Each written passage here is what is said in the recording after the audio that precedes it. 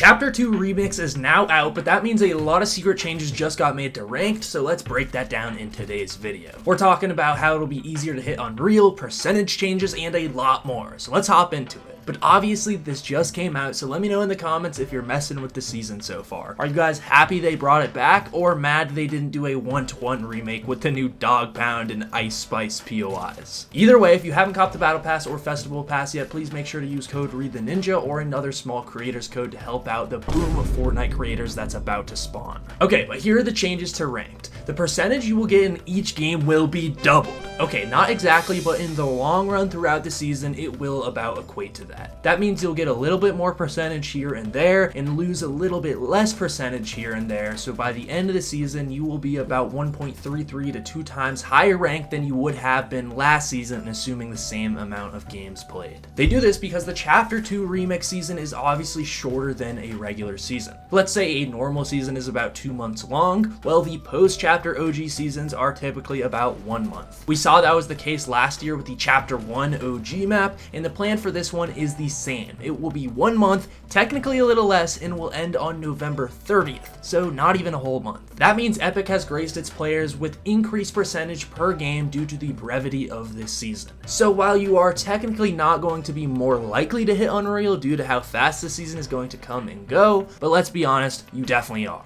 Epic does the increased percentage to balance out your chance, not to increase it. But really, all of us are going to be playing way more, so it will become easier. I don't know about you, but I probably played the same amount of hours in Fortnite Chapter 1 OG as I did last season. And last season was over double the amount of time. Actually, now that I say that, I probably had more hours in Fortnite OG than last season, despite the time difference in the availability. And let me tell you, hitting Unreal on that map was something else. So I suspect that will be the same for this chapter. We're all going to play more games due to the nostalgia, and we'll be getting more percentage and losing less. You may not notice it immediately, but I promise you by November 30th, you will feel that change. That said, how will this affect the competitiveness of these lobbies? I suspect that way more people will be in Unreal this season, thus the average skill level of these lobbies will be slightly less. The typical amount of players in Unreal is about 2 to 3% of the active player base. So let me tell you the difference this is going to have. Last season, Unreal ended with 2.7% of the player base making it,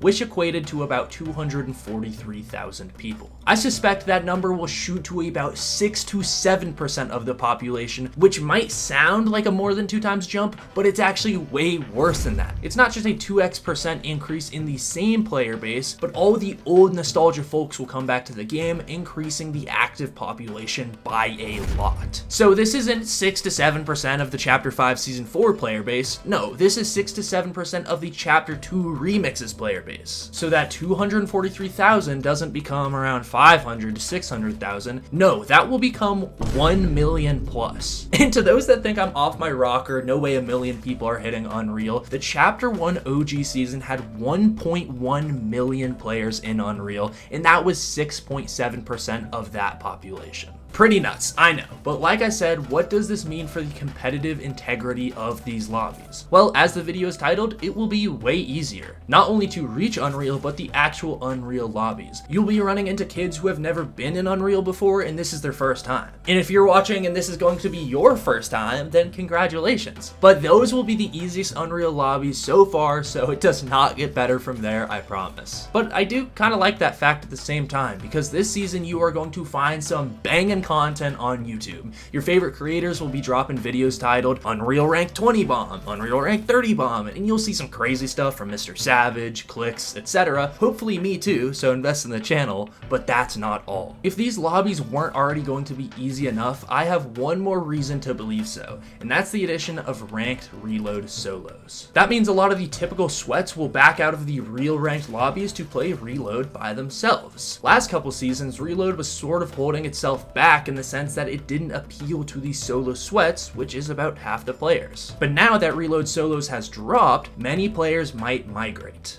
And to be honest, I get it, because it is a little more fun since you don't need to die, then re-queue, then refarm, then maybe die again and re-queue again. Nah, reload, you just sweat and build and reboot and do it again without needing to go back to the lobby. It's very fun. So, those creative warriors who have ruined their patience valve of their brain and hate regular BR because you have to farm, those sweats will be a lot more likely to play Reloaded instead of Ranked Battle Royale. Not to mention, the new Reload map is super cool. If you haven't got the chance to play it yet, it is fire. It's a desert map and it'll be rotated in and out every 30 minutes. So thinking a typical game takes about 20 minutes, every other game you should be playing the new desert map. Fire. And a lot of people will be doing that instead of regular Battle Royale, even though it is the nostalgic old map. So you may have a better chance at hitting Unreal in the regular ranked mode. And lastly, I want to talk about the new tournaments coming and how that will look like in this 1 month abbreviated season. I'll tell you that right now, and really quickly, invest in the channel if you've been enjoying this. I know I've been a little MIA, but we now got a heater season, so let's get this. Somehow I almost already have 26k and I haven't even posted since my 25k, thank you, so thank you.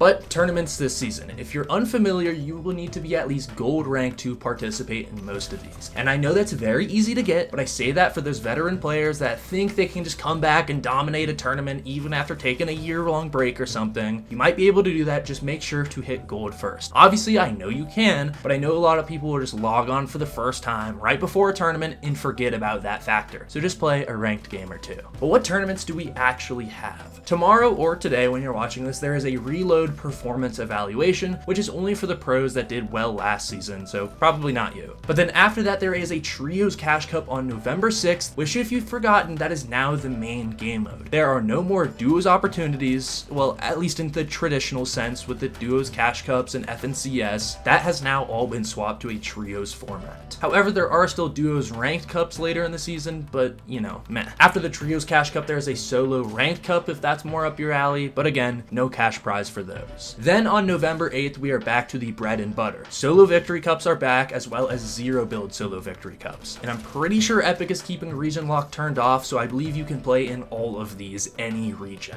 We'll go over what qualification is needed for each region, and I don't believe it's changed since last season, but correct me if I'm wrong.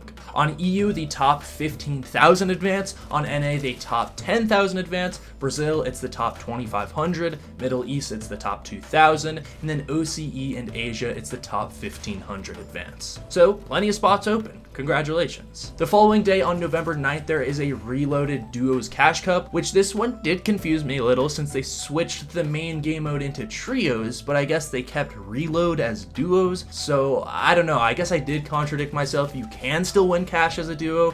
Thanks Epic. Now we just have to cut a member from the trio for one game mode. And if you forgot, these Reloaded Cups are platform based, so I don't think you can do cross-platform with a console and a PC or vice versa for your duo.